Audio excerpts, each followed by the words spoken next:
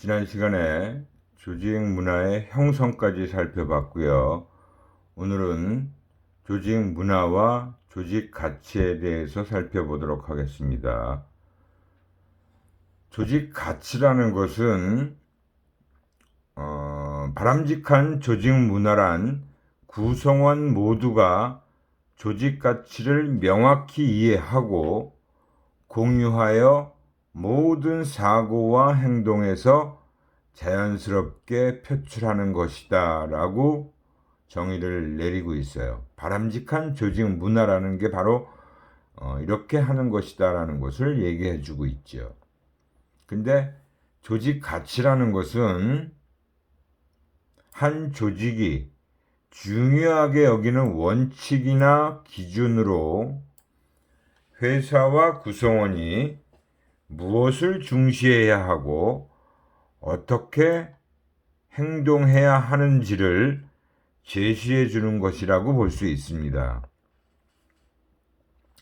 우리가 흔히 나무가 자랄 수 있는 씨앗, 흙, 물, 영양분과 같은 핵심 기초 토대라고 할 수 있는 것이 바로 조직 가치다라고 보시면 돼요. 조직 문화라는 것은 이러한 조직 가치가 잘 구현되어서 열매가 풍성하게 열린 나무를 얘기한다라고 볼 수 있어요. 그래서 이 나무를 그죠? 조직 문화라고 본다면 조직 가치라는 것은 그 나무를 잘 자랄 수 있게끔 해주는 씨앗, 그 다음에 흙, 물, 영양분 같은 것들이 바로 조직 가치다라고 얘기를 할 수 있습니다. 그러니까 조직 가치라는 것은 이 나무를 풍성하게 잘 자랄 수 있게끔 해주는 기초 토대라고 볼 수 있는 거죠. 그래서 이 조직 문화와 조직 가치라는 것은 굉장히 밀접한 관련이 되어 있다라고 볼 수 있는 거예요. 이 참고 자료로 우리가 흔히 HP 웨이다. HP 웨이라는 것은 휴렛 패커드라는 회사가 조직의 구성원들이 훌륭한 성과를 내고 창조적인 작업을 하기 원하며 만약 적절한 여건만 주어진다면 그렇게 할 것이라는 믿음을 바탕으로 하는 정책과 활동들을 나타내는 일반적인 용어라고 합니다.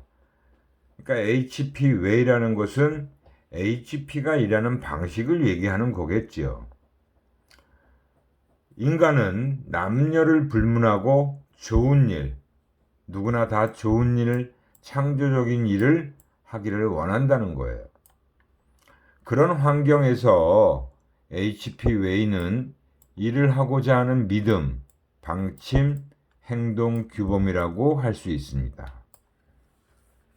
또한 HP 웨이라는 것은 종업원을 신뢰하고 존경하는 마음으로 배려해주고 서로가 업적을 인정하여 주는 것이라고 할 수 있습니다. 그래서 이 1960년도에 빌 휴렛과 패커드라는 사람이 회사를 창업해서 우리가 흔히 얘기하는 휴렛 패커드다라고 얘기를 하는 게 HP를 가리키고 있는 거죠.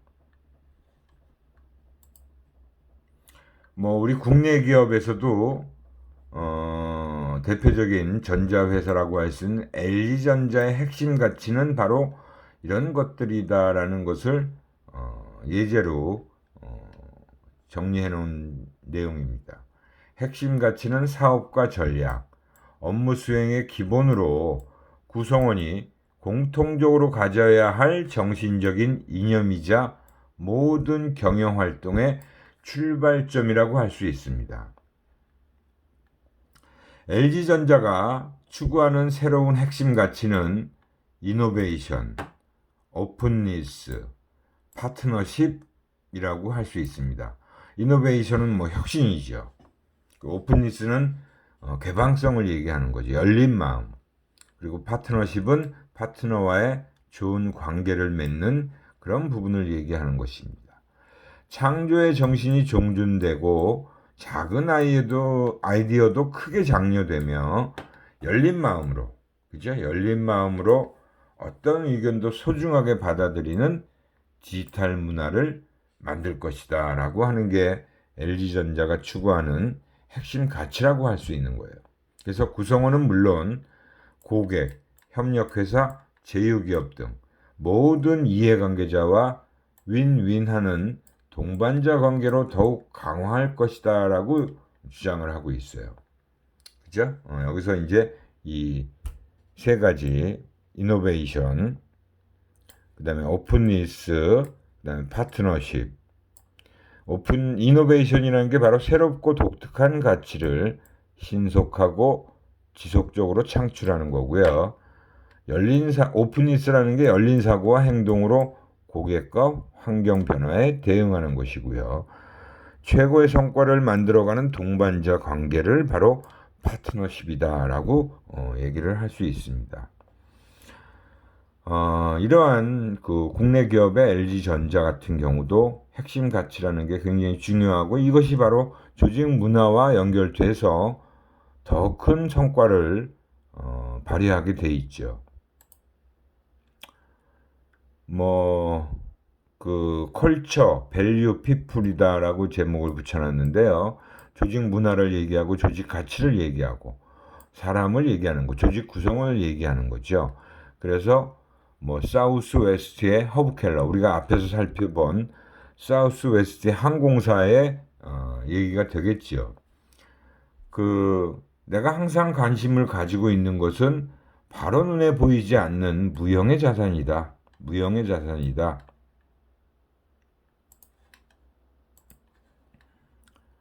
그러한 무형의 자산은 다른 경쟁업체들이 도저히 모방할 수 없는 경쟁력이다라고 얘기를 했어요. 따라서 내가 걱정하는 것은 바로 우리들만이 가지고 있는 독특한 애사심, 즉 기업 문화나 정신을 잃지 않을까 하는 것이다. 만약에 우리가 그러한 정신을 잃어버리면 우리가 가지고 있는 가장 소중한 경쟁력을 잃어버리는 것과 마찬가지다라고 얘기를 하고 있습니다. 그만큼 이 무형의 자산이라는 것이 보이지는 않지만 경쟁사들이 모방할 수 없는 우리만의 경쟁력이다라고 얘기를 한 거예요. 맨즈웨어 하우스의 짐머 사상이라는 사람도 비슷한 얘기를 한 겁니다. 사람은 누구나 다른 사람과 어울려 즐겁게 일하고 싶어 한다. 그런데 대부분의 직장에서는 효율성만을 자꾸 강조하고 있다는 거죠. 그렇게 되면 일의 즐거움을 느낄 수 없다는 거예요. 너무 효율적인 부분만 강조하게 되면. 마치 성공하려면 하기 싫은 일을 억지로 해야만 한다고 생각하는 것이나 마찬가지라고 보고 있어요. 근본적으로 철저한 직원 우선주의를 바탕으로 직원들이 자신의 일에만 충실하는 것이 팀워크를 이루어 일할 수 있는 기업들은 눈에 보이지 않는 여러 면에서 긍정적인 영향을 미치게 된다는 사실을 잘 알고 있다. 사람들은 자신의 이익보다 한 차원 높은 공동의 목적이 있다고 생각할 때 달성하기 힘든 목표도 달성할 수 있다라는 거예요. 그래서 우리 사업에서는 직원들의 그러한 잠재력이 중요하다라고 얘기를 했습니다. 이렇듯 조직 문화와 조직 가치 그리고 그 핵심적인 역할을 하는 구성원들, 월드 메디칼의 패트릭 헬리라는 사장님도 이런 얘기를 한 거예요. 사업을 하는 사람들은 가치에 대해서 이야기하는 것을 좋아하지 않는다. 그러나 가치를 추구하지 않는다면 사업이란 돈을 벌어들이는 것 외에는 아무 의미가 없을 것이다. 그러니까 우리가 사업을 하는 그 목적을 단지 돈이라는 것에만 너무 역점을 두고 있으면 안 된다는 것이죠. 그래서 가치라는 게 굉장히 중요하다. 사업상의 목표를 달성하는 것은 중요한 일이다. 하지만 목표가 아무리 중요해도 기업의 가치들을 희생시켜도 좋을 만큼 중요한 것은 아니다라고 보고 있는 거예요. 만약 목표 때문에 직원들을 정당하게 대우할 수 없거나 고객들과의 거래에서 무조건 비용을 줄여야만 하는 상황이라면 그러한 목표는 아무런 가치도 없다라고 얘기를 하고 있습니다. 그래서 오늘날과 같은 첨단 경제 체제에서도 과거와 같이 회사 측과 직원들 사이에 상호 신뢰를 바탕으로 한 기업 조직을 얼마든지 구축할 수 있다라고 한 거예요. 그러나 만약 회사 측에서 직원들을 정당하게 대우하지 않는다면 그러한 성과는 기대할 수 없게 된다라고 본 겁니다. 그만큼 가치 있는 부분이 중요하고 또 회사와 직원들 사이에 그러한 기업 조직을 상호 신뢰를 바탕으로 한 기업 조직을 얼마든지 구축할 수 있다라고 본 거죠. 그래서 회사가 직원들을 정당하게 대우하지 않는다면 성과를 기대하는 것은 무리한 일이다라고 생각을 하고 있는 겁니다. 이런 CEO가 이런 얘기를 한다는 것 자체가 조직의 가치 있는 부분을 굉장히 중시하고 있고요. 또 구성원들을 굉장히 많이 생각하고 있는 거죠. 그래서 이러한 그 조직 문화와 조직 가치에 대한 얘기를 계속하기 이전에 우리가 몇몇 사례를 우리가 여기서도 살펴봤는데 또 하나의 다국적 기업인 구글이라는 회사가 있죠. 그래서 구글이라는 회사가 또 일하는 방식을 한번 살펴보도록 하겠습니다. 역시나 시작은 미션에서 시작합니다. 무엇을 어떻게 할 것인가가 제가 오늘 말씀드리고 싶은 부분이에요. 무엇을 이라는 부분은 처음에 미션인 부분인 거고 어떻게 할 거냐라는 거는 코드 오브 컨덕트에 해당이 됩니다.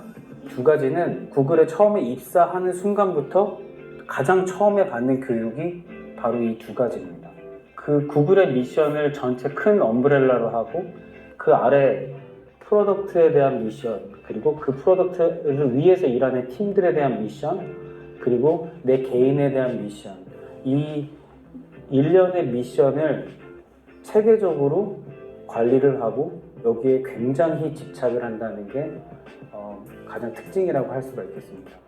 미션, 우리가 무엇을 할 거냐에 대한 기준점을 하고 어떻게 할 것이냐에 대해서 그 평가를 할 때 가장 먼저 하는 것이 미션 스테이트먼트를 먼저 보는 겁니다.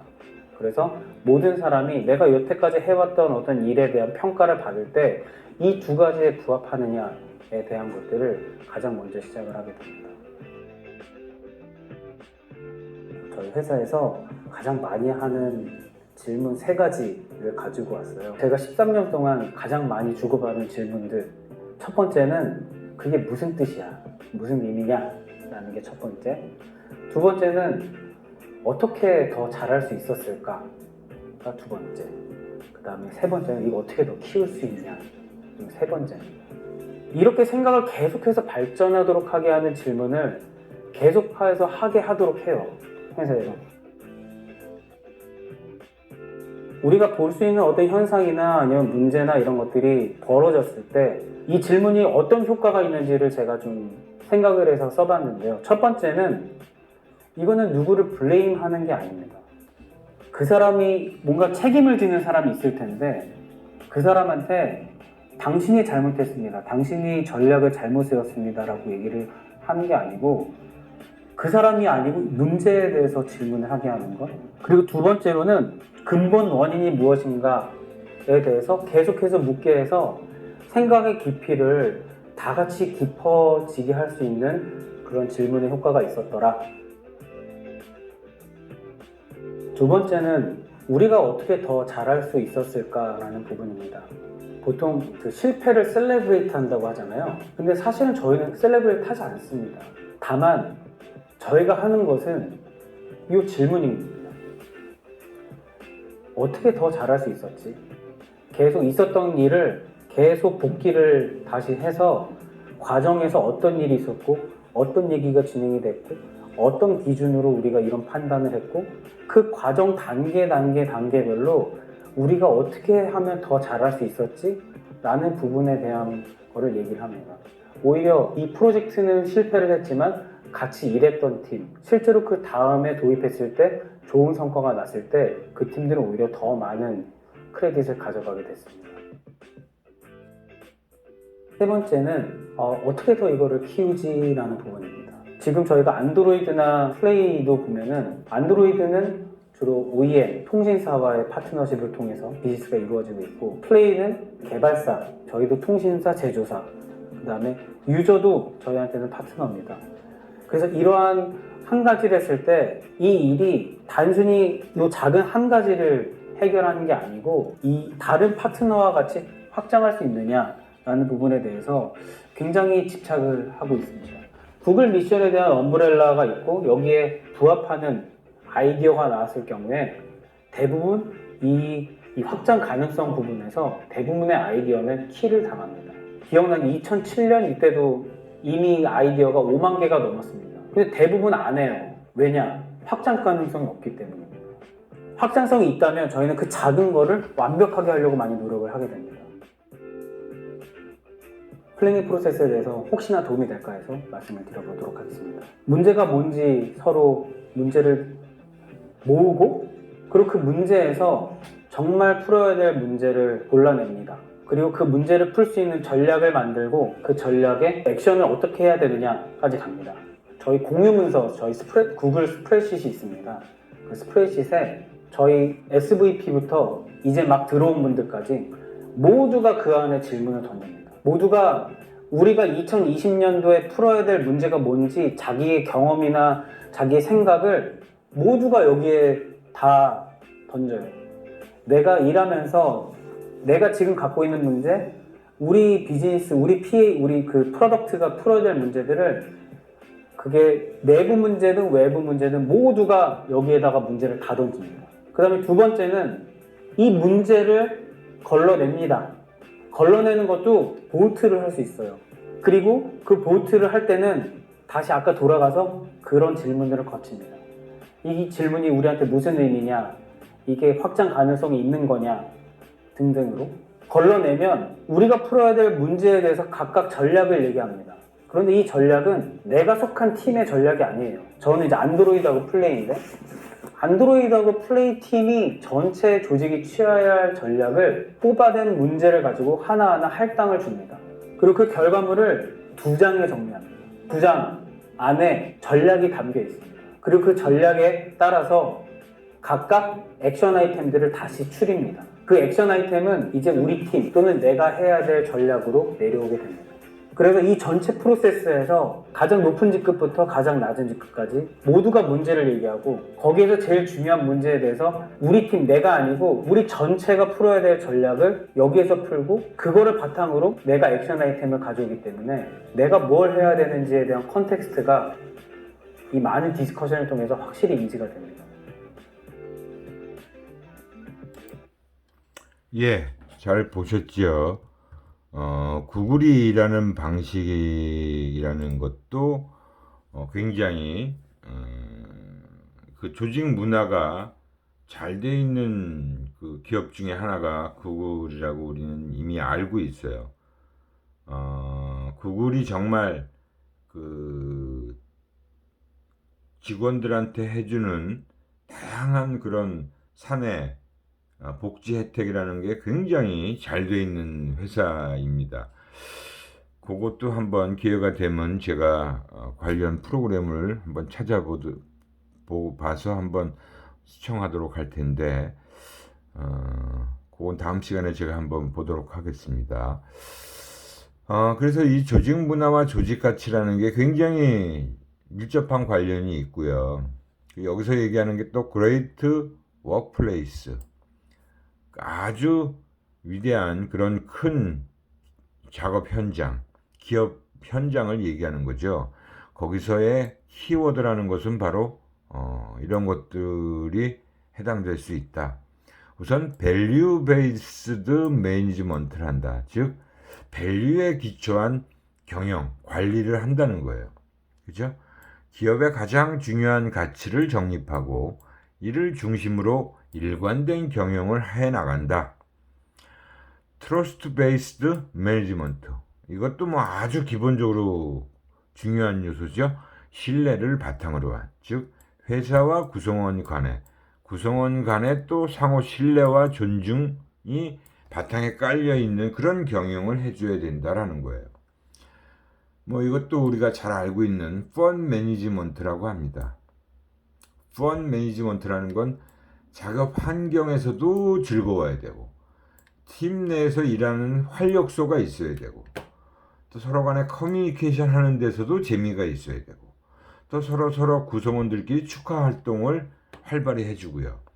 리더가 부하 직원들한테 인정과 칭찬을 해주는 그런 문화가 필요하다. 펀 매니지먼트라고 볼 수 있죠. 서번트 리더십. 뭐 이거는 뭐 서번트 리더십이라는 게 뭐예요? 그 하녀 리더십이라고 우리가 얘기할 수도 있는데 조직 가치와 부합된 고유한 리더상을 정립하고 이를 내재화하기 위한 교육을 강화한다. 그리고 서번트 리더십을 강조하고 훌륭한 리더는 퍼포먼스와 빌딩 프로세스, 빌딩 피플을 추구한다. 그죠?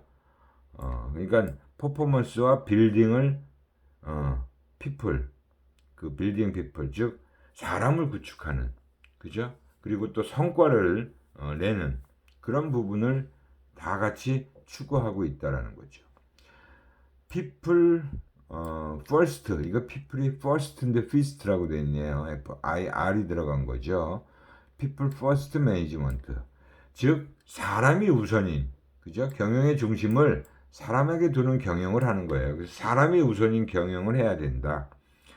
개인을 존중하고 대우하면 회사의 성과 발전에 직결된다는 사상을 믿고 실천해야 된다. 이런 것들이 바로 그런 큰 대기업들의 기업 현장에서의 키워드라고 할 수 있는 것들로 제시를 해놓은 것들입니다. Value Based Management, Trust Based Management, Fun Management, Servant Leadership, People First Management, 이렇게 5가지가 이런 키워드로 도출되어 있는 겁니다.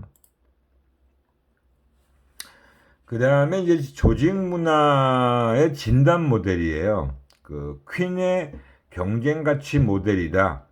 Competing Value 모델.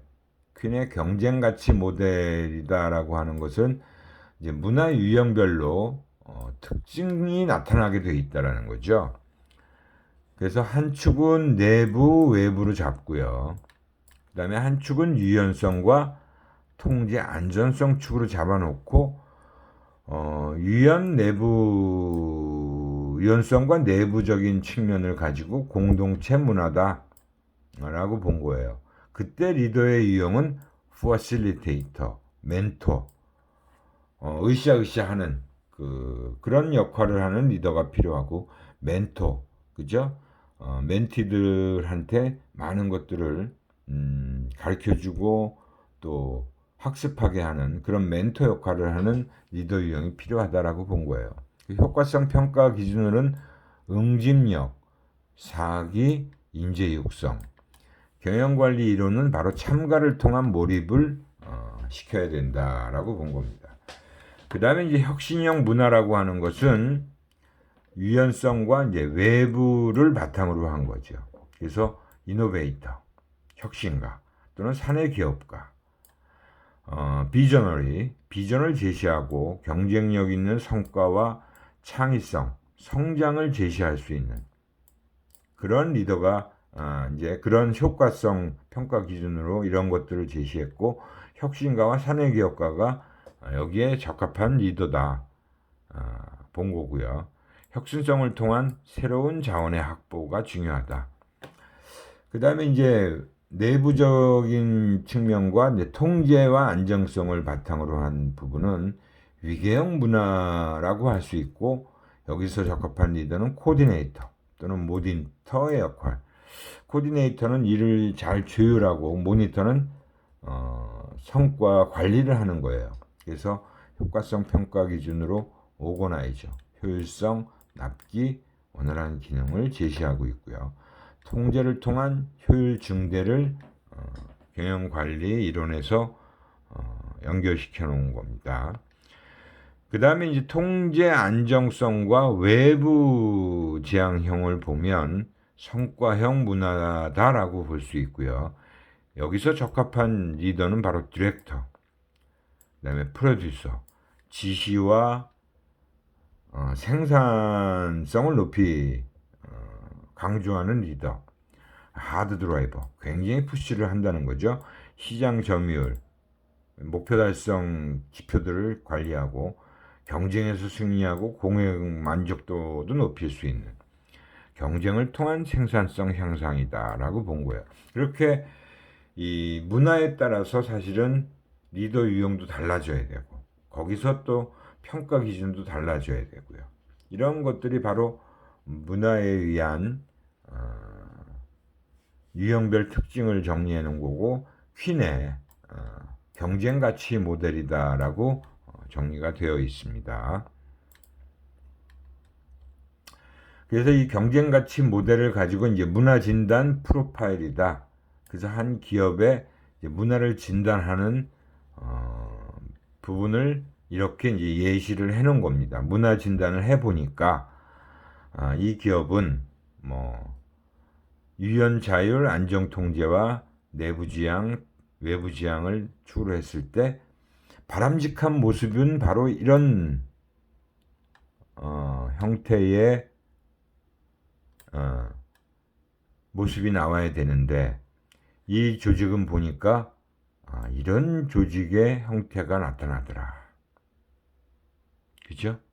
그러니까 바람직한 모습은 공동체 중심이고 혁신 중심으로 가야 되는데 지금 현재 이 조직의 모습은 위계 중심과 성과 중심에 치우쳐 있다라는 것을 알 수 있어요. 그죠? 그래서 더 좀 바람직한 모습으로 가야 되는데 지금 현재는 이렇게 있다. 그래서 좀 더 이 공동체 중심, 혁신 중심의 문화 쪽으로 더 노력을 많이 해야 되겠다라는 걸 지금 여기서 얘기해 주고 있습니다. 그래서 이러한 퀸의 경쟁 가치 모델이라는 것을 통해서 한 기업의 문화를 진단하고 그 기업이 지금 어떤 상황인데 어떤 상태인데 앞으로 이 기업은 추구해야 될 부분이 이런 쪽으로 가야 된다라고 하는 것을 진단하고 그거에 맞는 전략을 제시해주는 모델이라고 생각하시면 됩니다. 그 다음에 이제 조직문화 진단 모델의 또 다른 맥킨지에서 제시한 우리 맥킨지는 뭐 잘 알고 있는 그런 조직 컨설팅 기업이잖아요. 그 맥킨지의 7S 모형이라는 것이 있습니다. 7S. 앞에 S자에 이제 7개를 얘기하는 게 7S라고 볼 수 있죠. 스트레이티지, 시스템, 스킬, 스타일, 스텝, 스트럭처 하면 6개인데 가운데 쉐어드 밸류라는 게 있어요. 그러니까 공유된 가치, 그러니까 이 공유된 가치라는 게 전략과 시스템과 스킬과 스타일과 스텝 그리고 스트럭처가 이 가운데 공유된 가치로 다 모든 구성원들에게 이렇게 작용을 해야 된다라는 그런 부분을 보여주고 있는 거죠. 공유 가치를 중심으로 7개의 S가 잘 정합될수록 강한 조직 문화를 가진다라고 본 거예요. 그래서 스트레이티지는 뭘 얘기해요? 기업의 경영 목표, 중장기 계획, 자원 배분 계획입니다. 이건 경영자들이 많이 신경을 써야 되고 여기에 초점을 맞춰야겠죠. 그리고 이제 시스템이라는 건 업적 평가제도, 권한 위양 제도, 관리 회계 제도, 정보 시스템 이 또 시스템입니다. 그 다음에 이제 스킬이라고 하는 것은 경쟁 차별화를 위한 조직 구성원의 핵심 역량. 구성원들이 이제 가지고 그리고 있어야 될 그런 핵심 역량을 갖춰야겠다라는 거죠. 원가, 스피드, 품질, 기술력, 정보기술 이런 것들이 바로 스킬에 해당되는 것들이고요. 그 다음에 스타일이라는 것은 부문, 개인 간의 협력도예요. 그러니까 협업을 얼마나 잘하느냐, 서로 협동하고 협력해서 얼마나 이 일을 잘하고 성과를 잘 내느냐, 그런 것들이죠. 고객에 대한 과제 해결, 대응 행동, 고객 응대와 관련된 행동을 얘기하겠죠. 그리고 리더십, 이런 것들이 스타일이라고 볼 수 있고요. 그 다음에 이제 스태프라고 얘기하는 것은 사업 성공의 핵심 인재를 육성하고 구성원의 채용, 육성, 평가 및 보상, 퇴직 관리예요. 그래서 이 스텝이라는 것은 바로 우리가 그 라인 조직과 스텝 조직 얘기할 때도 스텝이라는 게 바로 총무 인사와 같은 일이라 그랬죠. 특히 여기서 스텝이라는 것은 바로 핵심 인재를 육성하는 데 초점을 맞추고 구성원들의 채용과 육성이라는 건 바로 교육 훈련을 얘기하는 거죠. 교육 훈련, 평가 및 보상, 그리고 퇴직 관리까지 다 종업원들의 그런 지원 조직이라고 할 수 있는 스텝을 얼마나 또 잘 갖추느냐도 중요하다라고 볼 수 있어요. 그 다음에 이제 스트럭처가 경영진의 책임, 그 다음에 보고 관계, 의사결정 권한입니다. 이건 어떻게 보면 이제 경영진과 관련된 그 탑에 있는 그런 경영진들의 임원들의 관련된 구조를 얘기하는 거겠죠. 그래서 이 6가지 것들을 이 공유된 가치에 다 같이 연결시켜서 얼마나 이런 것들이 잘 조화되고 정립되느냐, 그것이 바로 조직 구성원들의 경영 이념과 사원 정신에 다 깔려 있어야 된다는 거죠. 그죠? 그 어떻게 보면 쉐어드 밸류라는 게 공유된 가치가 이 모든 6가지의 S에 다 잘 연결되어져야 된다는 거예요.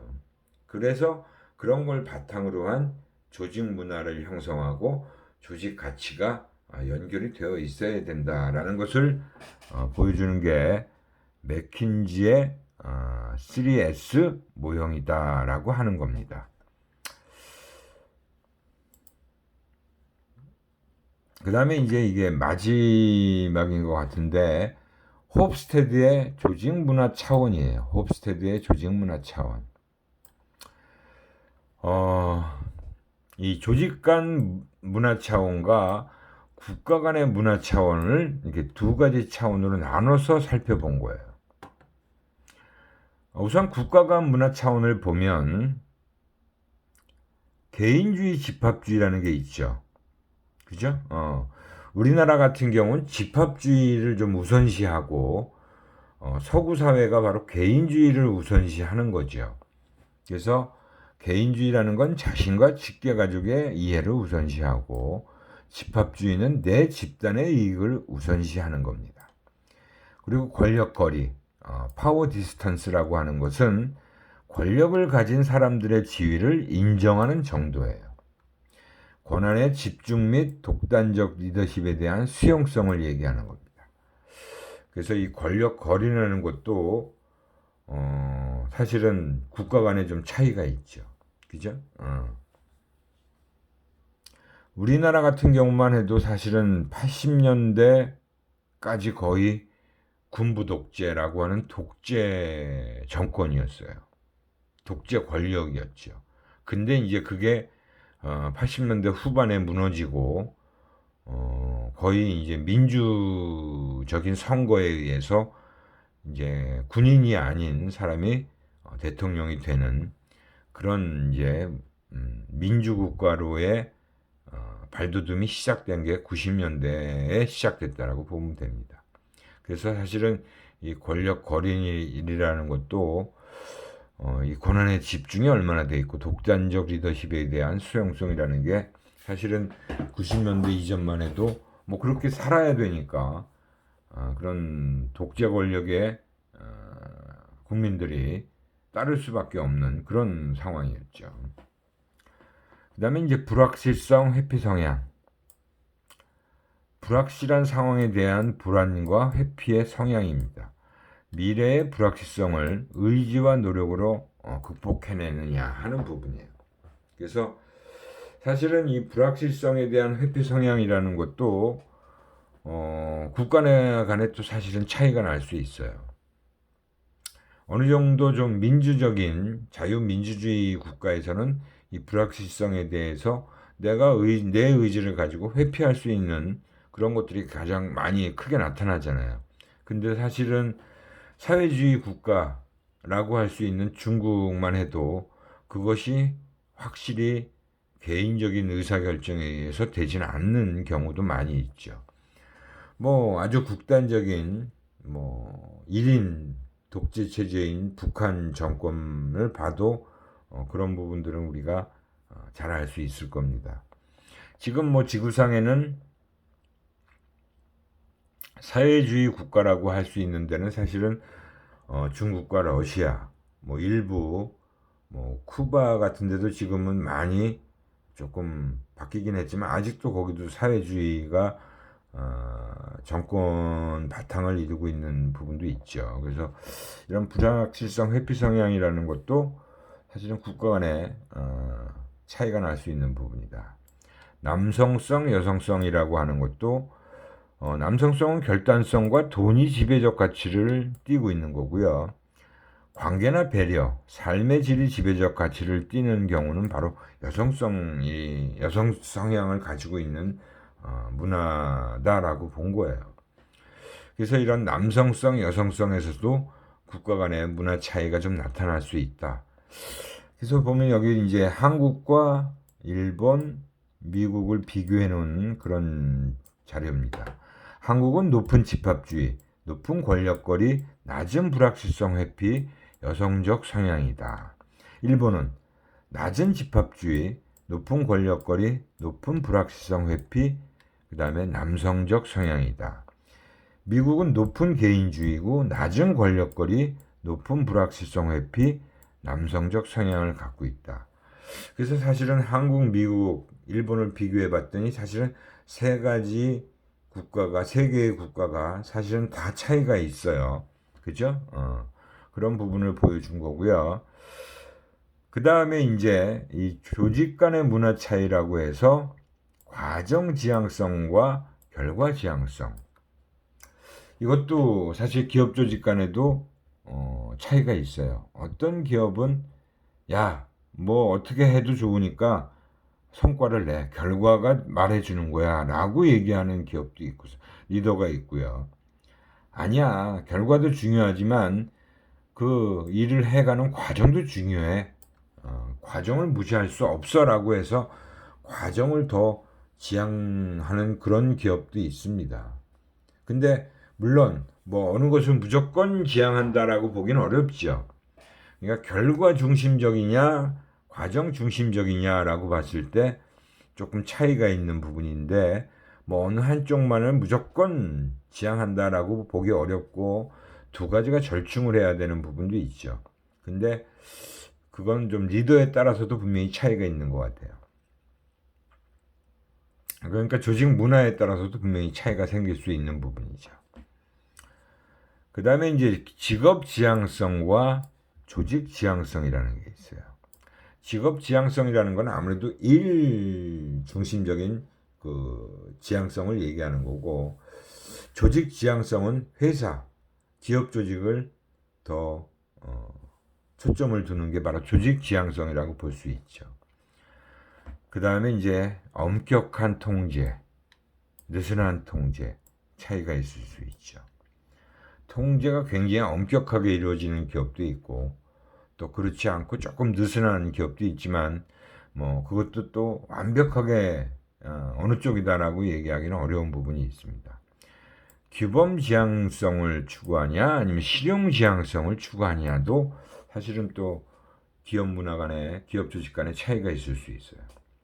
규범 지향성이라는 건 이 규범이라는 건 꼭 지켜야 되는 그런 부분이잖아요. 그래서 굉장히 반듯함을 강조하는 거죠. 근데 실용지향성이라는 것은 조금 그런 규범이 느슨한 부분이 있지만 실용적인 효용적인 부분을 더 추구하는 그런 부분이 실용지향성이라고 볼 수 있습니다. 그 다음에 이것도 또 직무지향성과 구성원 지향성이에요. 역시 이것도 직무를 지향하느냐, 일 중심적이냐, 사람 중심적이냐 하는 부분에서의 차이를 얘기하겠죠. 그래서 구성원 지향성은 사람 중심적인 문화고 직무 지향성은 일 중심적인 문화라고 볼 수 있어요. 그 다음에 이제 폐쇄 체계 지향성과 개방 체계 지향성이다라고 하는 부분도 좀 기업 조직 간에 좀 차이가 나는 부분입니다. 좀 기업이 폐쇄적이고 잘 드러내지 않는 우리나라 기업으로 얘기하면 사실은 제가 이제 일하면서 이제 그런 사실들을 알게 된 부분인데 동부그룹 같은 경우가 굉장히 폐쇄적이에요. 그래서 그 기업의 회장부터 기업 내부적인 그런 부분들을 외부에 잘 알려져 있지가 않습니다. 잘 공개를 하지 않아요. 그래서 옛날에 동부그룹의 김준규 회장 같은 경우는 정말 뉴스나 이런 데 전혀 보도가 되지 않았어요. 자기 회장의 얘기가 절대 보도되지 않아야 되는 게 또 홍보실의 책임이라고 합니다. 그건 완전히 기업 조직의 대표적인 회장에 대한 부분이 정말 알려져 있지 않은 거잖아요. 그러니까 그게 폐쇄 체계죠. 하지만 대다수의 많은 기업들은 다 개방적이죠. 그죠? 그룹 회장부터 조직의 여러 가지 모습을 다 널리 알리려고 하고요. 구글이나 이런 기업은 완전히 오픈돼 있는 기업이라고 봐도 되겠죠. 우리가 이렇게 해서 조직 문화에 대한 내용들을 쭉 살펴봤습니다. 그래서 이 조직 문화는 좀 간단하게 정리가 된 내용이라 이렇게 두 번의 수업으로 마치도록 할 건데요. 우리가 또 이렇게 영상을 통해서 봤던 그 대표적인 미국의 아주 그 조직 문화, 기업 문화가 굉장히 아주 젊고 오픈되어 있고 그리고 종업원 중심적으로 되어 있는 기업 문화의 부분을 살펴봤어요. 이런 방식에서도 아주 우리나라의 기업들과는 굉장한 차이가 있죠. 그죠? 구글도 그렇고 페이스북도 그렇습니다. 사실은 우리나라 같은 경우는 대비해서 얘기할 때는 삼성과 LG 같은 기업의 문화를 비교해서 보는 경우가 많아요. 삼성 같은 경우가 옛날에는 굉장히 관리 중심적이었고 교육 중심적이었습니다. 근데 요즘은 이제 그런 것들이 많이 바뀌어서 조직 자체도 굉장히 빨리 변화하고 있고요. 그 변화에 잘 대응할 수 있는 조직이다라고 볼 수 있어요. 근데 이제 LG 같은 경우는 가족 그런 문화를 굉장히 중시했어요. 그러다 보니까 회사 직원들이 근무하는 분위기는 굉장히 유연하고 좋은데 가족 중심의 그런 그 그룹 지배 구조를 가지고 있다 보니까 좀 직원들이 많이 그 한계를 느끼는 거죠. 그죠? 그룹 계열사의 모든 사장 이런 회장사 이런 사람들이 훨씬나 구시 집안의 사람들만 그렇게 차지하니까 그래서 이제 많은 그 인재들이 LG그룹에서는 보면 어느 정도까지 올라가면 다 나옵니다. 회사를 옮기거나 그런 경우들이 많았어요. 그래서 아무튼 이런 그 기업 문화라는 게 조직 문화라는 게 아주 중요한 역할을 한다라는 것은 우리가 너무나 잘 알고 있는 그런 부분이라고 볼 수 있습니다. 그 시험은 12월 21일 날 보도록 했고요. 여러분들은 아마 이제 나중에 시험 시간표를 보시면 또 그때 정확하게 그 분반 강의실도 그때 다 알려지게 될 겁니다. 제가 이제 알게 되면 다시 공지사항을 올려드리도록 할 거고요. 이미 공지사항에 시험 보는 일자는 12월 21일이라고 월요일입니다.